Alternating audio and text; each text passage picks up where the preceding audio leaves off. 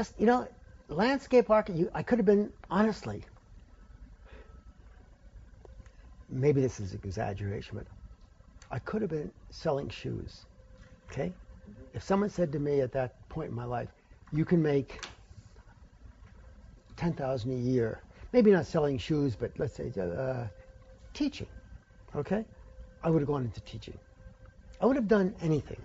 In other words, I didn't have, and I look back, I didn't have a prescribed notion in my head of what I wanted to be, okay?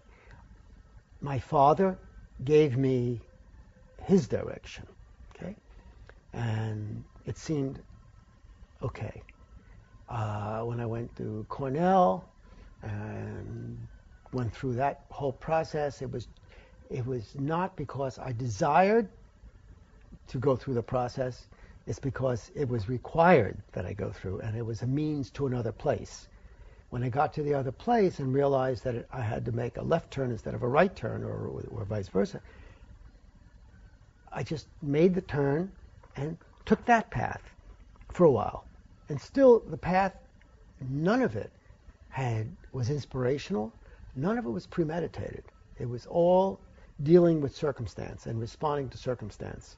I would say a lot of my life in general deals with circumstantial situations and experiences. And you'll get even to the garden at the end, when the garden that I have in East Hampton, which I love, and my house is almost all circumstantial, as you'll see.